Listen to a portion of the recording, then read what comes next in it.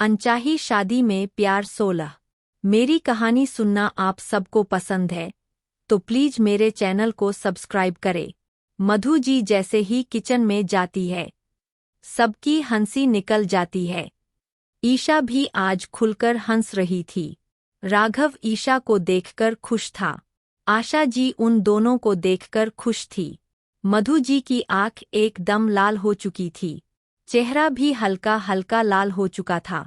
मधु जी मुंह धोकर कपड़े से पोंछते हुए, मैं तुम्हें छोड़ूंगी नहीं ईशा, समझ क्या रखा है खुद को। मधु जी को किचन से बाहर आता देख तीनों वापस चाय पीने लगते हैं, हंसी को कंट्रोल करके। राघव को तो अभी तक हंसी आ रही थी, बहुत मुश्किल से कंट्रोल करके रखा था। जिया सोफे पर बैठी किसी को फोन लगाती है। हेलो मम्मा। सौरभ जी और रमा जी दोनों जिया का इतनी सुबह फोन देखकर डर जाते हैं। रमा जी क्या हुआ बेटा, आपने इतनी सुबह फोन क्यों किया? सब ठीक है ना? हाँ मम्मा सब ठीक है, आप चिंता मत कीजिए। वो मैंने इसलिए फ़ोन किया, आपकी एक बार विटामिन की कमी हुई थी, आपने हमारे फैमिली डॉक्टर से बात की थी, आप उनके नंबर मुझे भेज सकती है। रमा जी का फ़ोन स्पीकर पर था। सौरभ जी यह सुनकर, जिया बेटा मैं सौरभ बोल रहा हूँ बेटा, सब ठीक है ना, कोई परेशानी वाली बात तो नहीं है? अचानक डॉक्टर का नंबर।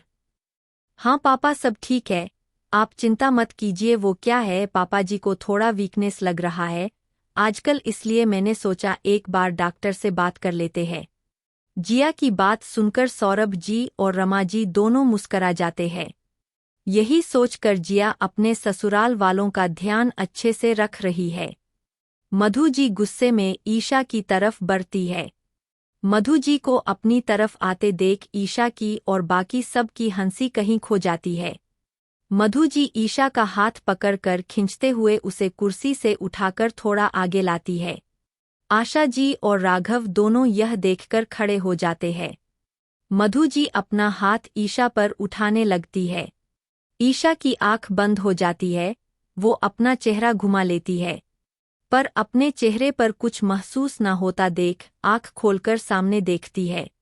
राघव मधु जी का हाथ हवा में ही रोक लेता है। आशा जी ईशा की तरफ आकर उसे कंधे पर हाथ रखकर अपने गले लगा लेती है।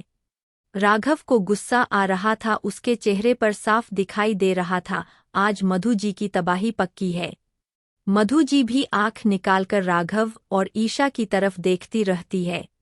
राघव मधु जी का हाथ नीचे झुकते हुए, बड़ी है इसलिए मान सम्मान दे रहा हूँ, इसका मतलब यह नहीं कि आप मेरी पत्नी पर हाथ उठाएं।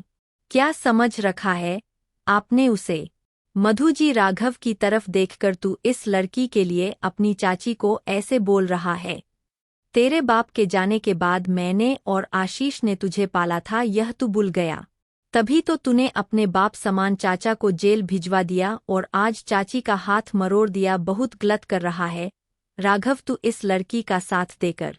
यह किसका खून है तुझे यह भी नहीं पता तो भी तू इसका साथ दे रहा है।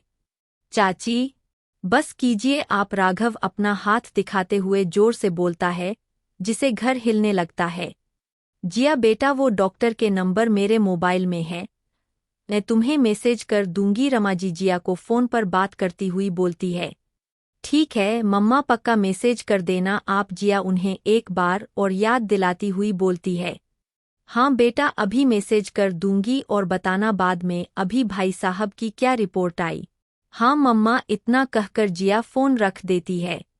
रमा जी और सौरभ जी नाश्ता करते हुए, हमारी जिया कितनी घुल मिल गई है गोयल परिवार में। रमा हाँ सही कहा आपने, उसकी असली खुशियां तो वही परिवार था, हम उसे किसी और के साथ बांधने जा रहे थे।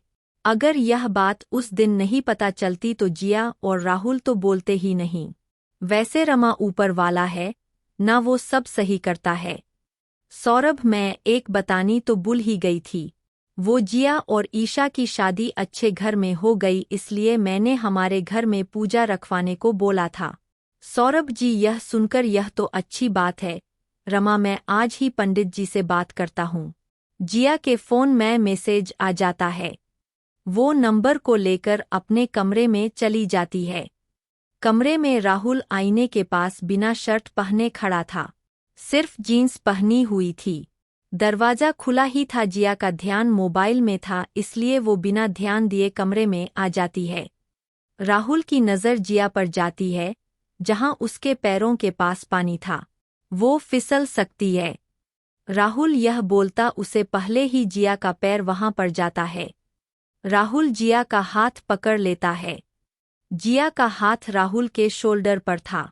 बिना टी शर्ट पहनने, बिना शर्ट के राहुल की बॉडी जिया ने आज देखी थी। जिया और राहुल दोनों एक दूसरे की आस में खोए हुए थे। ईशा अपने बारे में मधु जी यह सुनकर आंख में आंसू आने लगते हैं। वो भागकर अपने कमरे में चली जाती है।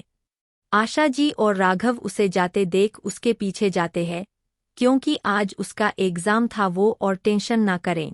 राघव मधु जी की तरफ देखकर, चाची याद रखना, अगर ईशा जी को कुछ भी हुआ तो आपकी हालत आपकी पति से बुरी होगी। इतना कहकर राघव सीढ़ियां चढ़कर ऊपर अपने कमरे की आता है। कमरा अंदर से बंद था। आशा जी और राघव दोनों कमरे को खोलने को कह रहे ईशा को। अगले भाग में कैसा लगा आज का भाग जरूर बताएं। धन्यवाद।